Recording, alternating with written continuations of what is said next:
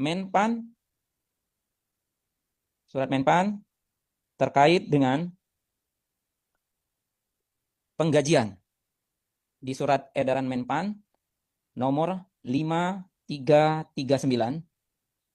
tentang penganggaran gaji bagi pegawai non-ASN.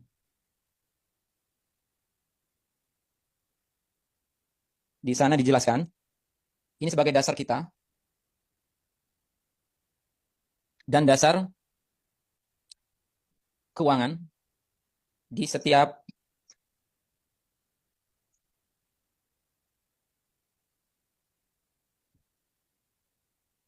bahwa dalam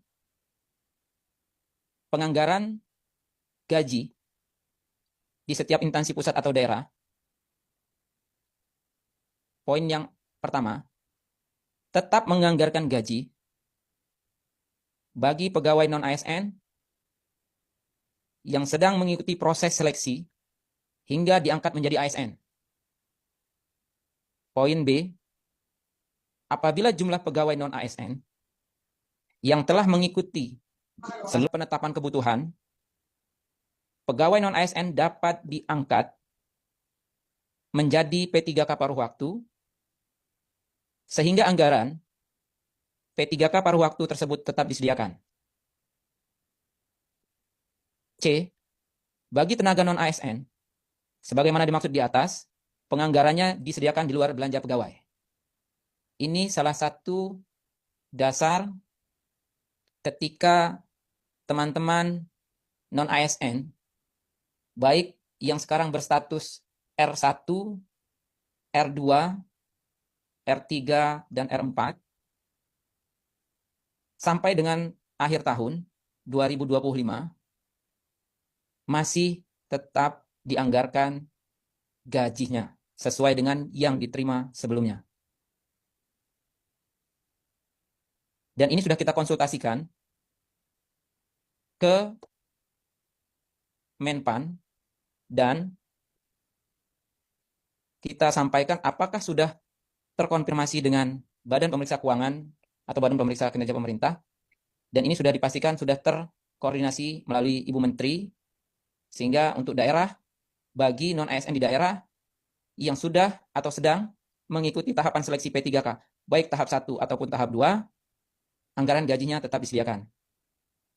Ini sedikit menjawab pertanyaan yang ditanyakan oleh Dragon Ball. Apakah di tahun 2026 juga berlaku?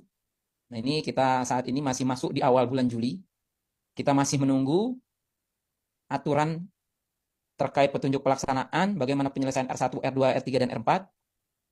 Kita berdoa bersama. Mudah-mudahan hasil rapat dengan pendapat kemarin dengan Komisi 2 itu dapat segera ditindaklanjuti oleh Menpan dan BKN. Bagaimana mekanisme penyelesaian teman-teman non-ASN baik yang berstatus R1, R2, R3, dan R4 segera dibuat regulasi secara utuh dan menyeluruh terkait dengan penyelesaiannya. Jadi kami harap teman-teman yang saat ini sudah diumumkan namanya dan menyandang status baik itu R1, R2, R3, dan R4, saya hanya menghimbau mewakili BKD agar sama-sama menunggu aturan jelas terkait dengan regulasi penyelesaiannya. Kemudian jangan sampai kita mendapatkan informasi yang sumbernya tidak jelas. Silahkan itu dijadikan pembanding, namun jangan dijadikan acuan. Silahkan konfirmasi ke pihak yang lebih kompeten untuk memberikan informasi. Dalam hal ini, kami siap ketika dikonfirmasi terkait dengan informasi yang beredar, karena pada intinya informasi yang tersampaikan harus memiliki dasar hukumnya, memiliki dasar agar tidak menjadi wacana yang tidak bertanggung jawab yang akhirnya memperkeruh suasana di lapangan. Kemudian Bapak Ibu, kami juga dengan diumumkannya pengumuman kemarin, saat ini kami sedang berkoordinasi secara intensif, baik itu ke BKN ataupun ke Menpan melalui grup masing-masing kami, agar selalu mengupdate bagaimana rencana tindak lanjut.